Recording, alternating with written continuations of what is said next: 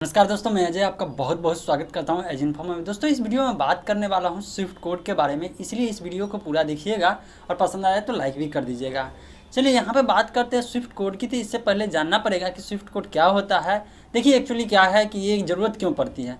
ठीक है, ज़रूरत इसलिए पड़ती है कि जिन लोगों को पेमेंट लेना होगा गूगल से, एडसेंस से, या इसका जितने भी मतलब इंटरनेशनली आपको अगर अकाउंट से ट्रांसफ़र करवाना है तो आपको स्विफ्ट कोड की ज़रूरत पड़ेगी या बीआईसी कोड की ज़रूरत पड़ेगी। बीआईसी कोड का मतलब होता है bank identifier code.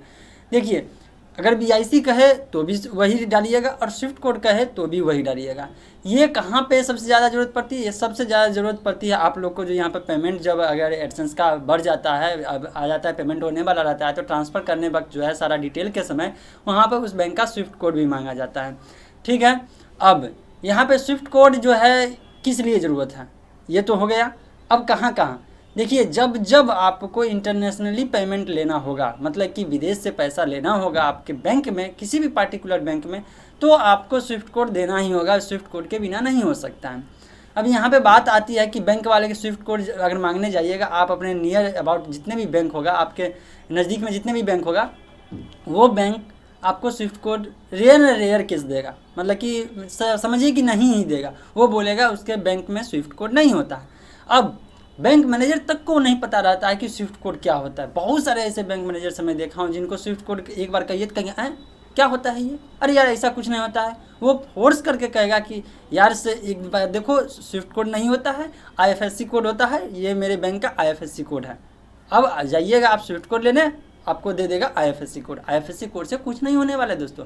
IFSC code Indian bank के लिए है, मतलब कि पूरे इंडिया में जब ट्रांसफ़र इधर से उधर करना होगा तब आइडेंटिफिकेशन कोड होता है, वो होता है आईएफएससी कोड।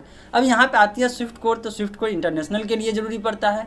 तो हम कौन सा स्विफ्ट कोड डालें जो आपका पेमेंट आपके बैंक में आ जाए। यहाँ पे एक चीज़ क्वेश्चन आता है कि आपके बैंक में स्विफ्ट कोड है ही नहीं, तो क्या उस बैंक का अकाउंट बंद करके दूसरे बैंक में जहाँ पे स्विफ्ट कोड अवेलेबल है उसमें खुलवाना चाहिए? तो नहीं, ऐसे कोई ज़रूरत नहीं है। आप स्विफ्ट कोड के बदले आप पहले बैंक जो भी है नज़दीकी बैंक है उसमें अकाउंट रहने दीजिए। उसी बैंक का स्विफ्ट कोड पूरे इंडिया में किसी भी बैंक का डाल सकते हैं। मतलब ऐसा नहीं है कि पूरे इंडिया में होगा ही नहीं। जो भी बैंक फॉरेक्स ट्रांजेक्शन कराता होगा, फॉरेन ट्रांजेक्शन कराता होगा, वो बैंक आपको स्विफ्ट कोड देगा। मतलब वो बैंक ब्रांच जिस ब्रांच से करवाता होगा, जैसे मान लीजिए कि अगर बिहार में रहते हैं, जैसे मेरे एक दोस्त ने पूछा कि मैं बिहार में रहता हूं और मेरे यहाँ पे जो बैंक है उसके पास स्विफ्ट कोड नहीं है तो क्या करूं। देखिए, आपके लिए ये सजेशन है कि आप उस बैंक का, जैसे पीएनबी बोले थे, तो पीएनबी का पूरे इंडिया में अगर एक भी कोई, उससे मैनेजर से जाके डायरेक्ट पूछिए कि पूरे इंडिया में कहीं ना कहीं तो है इंटरनेशनल ट्रांजेक्शन किसी न किसी ब्रांच में होता होगा, उस ब्रांच का स्विफ्ट कोड दे दीजिए। अगर मान लीजिए कि मुंबई से, अगर मुंबई ब्रांच में इंटरनेशनल फॉरेक्स ट्रांजेक्शन होता है, मतलब फॉरेन ट्रांजेक्शन होता है, पेमेंट आता है, तो उसका स्विफ्ट कोड होगा। उस बैंक का, मतलब उस ब्रांच का, पीएनबी के उस ब्रांच का आप स्विफ्ट कोड डालिए आप अपने पीएनबी के अकाउंट वाले में।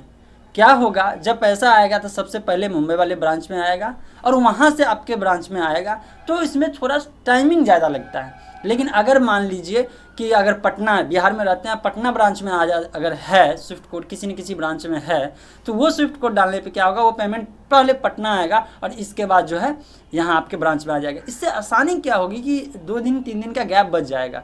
अब यहाँ पे आप सोचिए कि मैनुअली होता ना, ऑनलाइन ही होता है, तो फिर गैप की क्या बात है, वहाँ काम करें यहाँ काम करें। यहाँ ये होती है कि पेमेंट कुछ देर के लिए रोक देता है। जब रोक देता है तो आप यहाँ पर डायरेक्ट जाके कांटेक्ट कर सकते हैं, या कांटेक्ट नंबर रहेगा तो आप कांटेक्ट नंबर से बात कर सकते। तो इसमें क्या है कि फ़ायदा ये रहेगा कि आपको जल्दी ट्रांसफ़र हो जाएगा, तो इसीलिए आपको घबराने की ज़रूरत नहीं है। अगर स्विफ्ट कोड आपको आपके ब्रांच मैनेजर नहीं दे रहा है तो मैनेजर से बोलिए कि वो कांटेक्ट करके, चूँकि उसके पास कांटेक्ट नंबर सारे ब्रांच का रहता है, हेड ऑफिस तक का रहता है, तो हेड ऑफिस से पता करके बता दे कि किसी भी ब्रांच का जिसका स्विफ्ट कोड है वो दे दे। अगर बिहार का है तो बहुत अच्छी बात, बिहार से बाहर का है, मतलब आपके स्टेट में है तो बहुत अच्छी बात, नहीं तो आउट ऑफ स्टेट का है, कहीं का भी आप स्विफ्ट कोड डाल सकते हैं। सिर्फ स्विफ्ट कोड डालिएगा कहीं का भी, पूरे इंडिया में किसी भी ब्रांच का डाल सकते हैं। तो ऐसा ही आपका अगर account state bank of India में है, पीएनबी का है, यूनियन में है, किसी भी बैंक में है, उस बैंक का अपना स्विफ्ट कोड होगा ही होगा कहीं ना कहीं। तो आई होप आपको समझ में आ गया कि स्विफ्ट कोड क्या है, स्विफ्ट कोड कैसे डालना पड़ेगा। और आगे कोई भी दिक्कत होता है तो आप कमेंट बॉक्स में कमेंट जरूर कीजिएगा। इस वीडियो को लाइक और शेयर कीजिए ताकि दोस्तों को नॉलेज मिल सके, उनको जानकारी मिल सके। अगर उनको प्रॉब्लम आ रहा है स्विफ्ट कोड में तो वो भी जान सकते हैं। और चैनल पर नए आए तो चैनल को सब्सक्राइब कर लीजिए, सब्सक्रिप्शन कंप्लीटली फ्री है। फायदा ये रहेगा कोई भी लेटेस्ट वीडियो अपलोड होगी तो आपको नोटिफिकेशन मिल जाएगी। सब्सक्राइब करने के साथ साथ दोस्तों नोटिफिकेशन बेल जो होगा, बेल आइकन होगा, उस पर जरूर प्रेस कर दीजिएगा ताकि तुरंत में नोटिफिकेशन आपको मिल जाएगी। वीडियो देखने के लिए आपका बहुत बहुत धन्यवाद। आपका दिन शुभ रहे।